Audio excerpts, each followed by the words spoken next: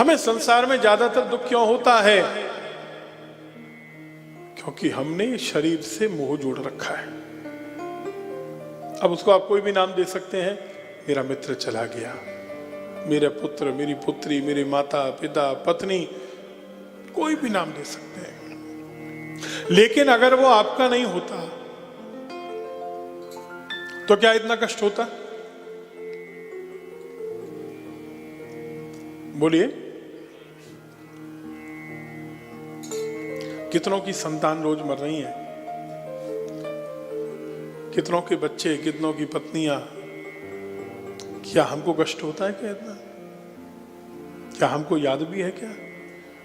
अपना चला जाता है तो कष्ट होता है। देह, अस्थि, मांस, रुधिर, ये 7 धातुएं ही तो हैं, लेकिन मोह जुड़ा है, ममता जुड़ी हुई है। सुखी जीवन जीने का सूत्र कह रहे हैं गोकर्ण जी, क्या है?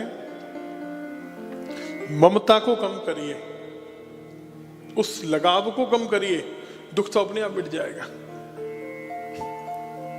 अब ये सुनने में आपको अजीब लग रहा होगा, लेकिन अगर आप प्रयास करते हैं तो हम कहते हैं 100% तो दुख कम नहीं हो सकता, लेकिन कुछ तो कम होगा। उदाहरण के लिए बाबूजी, एकदम सच्ची घटना आपको बताते हैं।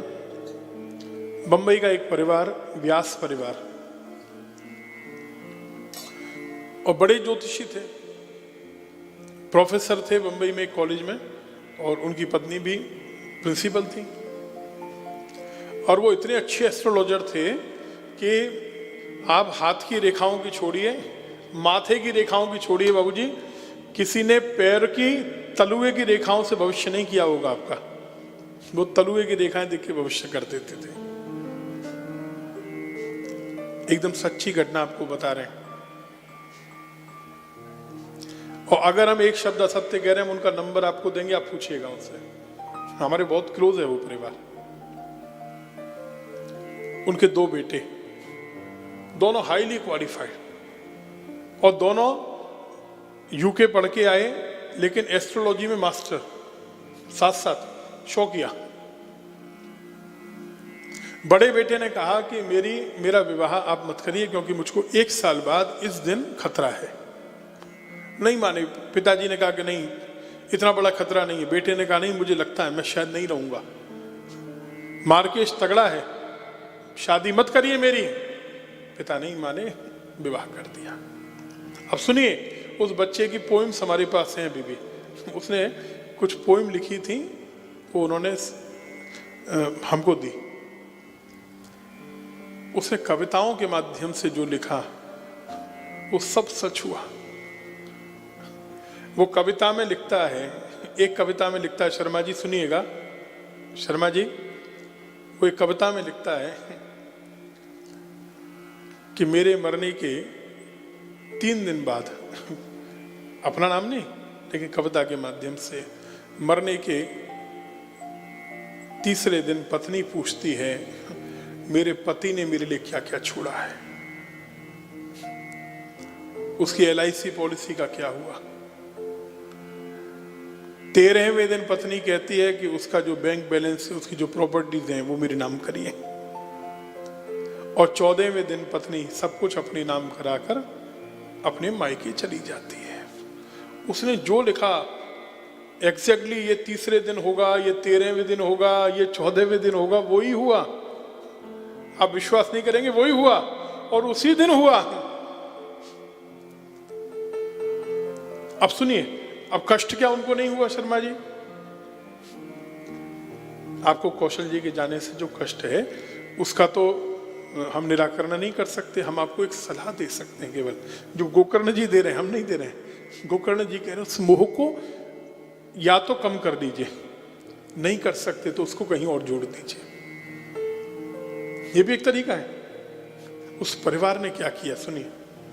लेकिन वो एक पोएम में लिख कर गया बच्चा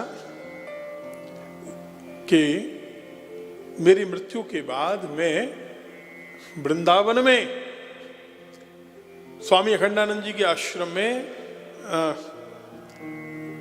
जो मंदिर है राधा गोपाल जी का, उसमें हमारे परिवार ने जो लड्डू गोपाल जी की स्थापना करवाई है, प्रतिष्ठा करवाई है, उन गोपाल जी के पास रहूंगा, उनके अंदर रहूंगा।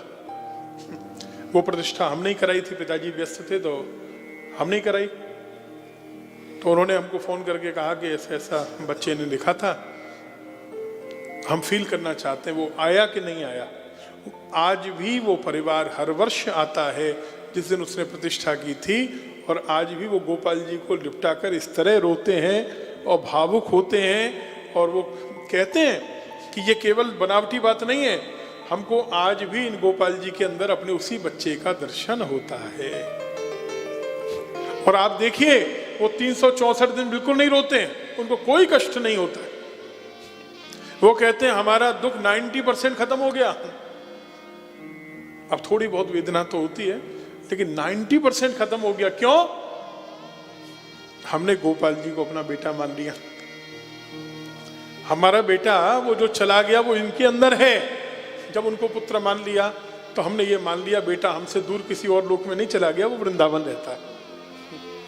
दोनों में अंतर आ गया कि नहीं आया? आप बात को समझ रहे हैं? हम 100% आपका दुख दूर नहीं कर सकते, लेकिन आपको एक दृष्टि दे सकते हैं। उस परिवार ने किया, वो भी मुंबई का परिवार था, और उन्होंने दुख को मिटाया है। आज उन्हें कोई ज्यादा कष्ट नहीं, प्रसन्न है वो परिवार, आनंद में। ऐसे ही आप भगवान से संबंध जोड़ लीजिए।